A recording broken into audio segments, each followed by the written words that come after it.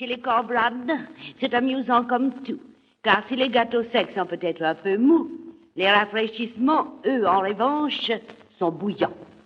Je vais m'en occuper. Finissez le ménage.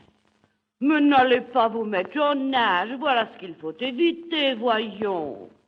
Je ne veux pas pour le goûter que vous soyez comme une souillon. D'ailleurs, il n'est plus temps. On fait ça le matin, jamais l'après-midi. 100 fois déjà, je vous l'ai dit.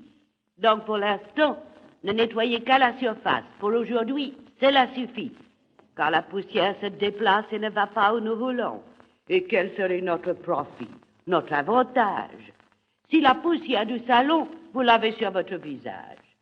Arrêtez donc de balayer et laissez la cendre. Tant pis, on la voit moins sur le tapis qu'on la voit sur vos souliers. Pourquoi la balayer s'il faut que sur vous, vous l'ayez? Et laissez cette grillon rentrer dans sa foyer. Je ne veux pas vous voir des mains de négrillons pour nous passer le pain grillé. Il est normal que je le craigne. Et je ne veux pas qu'après tout, pour que notre maison soit propre comme un sou, vous soyez sale comme une peigne. Quant à monsieur, sitôt qu'il entre, vous sortez. Je vous l'ai déjà dit. Mais prenez-y bien garde. Je ne veux pas avoir à vous le répéter. Il n'aime pas qu'on regarde. Il a l'horreur du bruit. Il déteste surtout qu'on tourne autour de lui. Alors attention, toujours les yeux baissés. Et sitôt qu'il paraît, vous disparaissez. Gardez-vous! Portez arme! En avant marche! 1, 2, 1, 2, 1, 2. Halte! On fait les rangs. Et donne-moi tes yeux, mon petit régiment. Dans les miens, bien ouverts.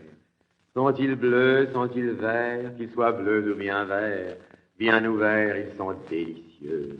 Continue à te taire, sois jeune, et laisse-moi regarder tes beaux yeux. C'est mon seul plaisir sur la terre. Tu n'en crois rien? C'est pourtant vrai. C'est si rare un plaisir, mon Dieu, si tu savais.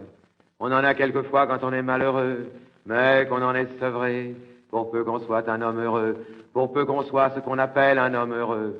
Car il faudrait encore s'entendre là-dessus et se mettre d'accord en consultant un peu tous ceux qui sont déçus.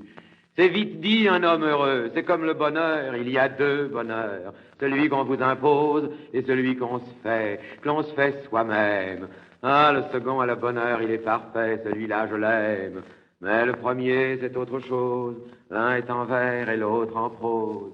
Non, le bonheur n'est pas ce qu'un vain peuple pense, et pour ma propre part, j'en suis bien revenu. Il est considéré comme une récompense, mais quand on a connu durant sa vie d'immenses joies, il est certain bonheur bourgeois dont je comprends qu'on se dispense et que bien à tort on envie. Car si c'est une récompense, elle est sévère à mon avis. On prétend que l'argent ne fait pas le bonheur, et ma foi j'en ai peur, bien qu'il y contribue, mais le bonheur non plus ne fait pas le bonheur. Et l'ennui du bonheur, c'est d'être continu, impitoyable et fade. On croit que le bonheur, c'est d'être bien portant, alors que l'important, c'est de cesser d'être malade.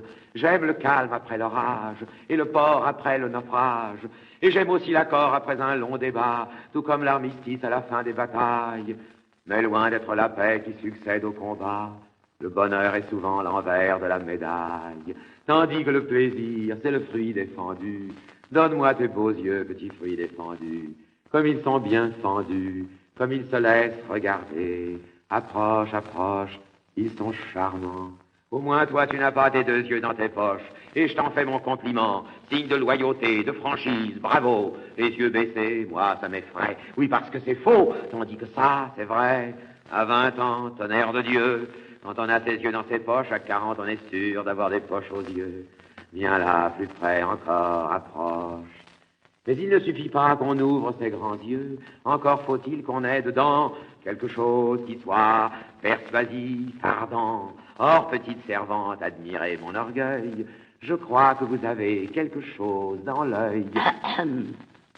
Je dis, je crois qu'elle a quelque chose dans l'œil, mais ma vue, hélas, n'est pas bonne. Voudriez-vous souffler dans l'œil de votre bonne? Moi, ça me gêne un peu. Non, ce n'est pas la peine.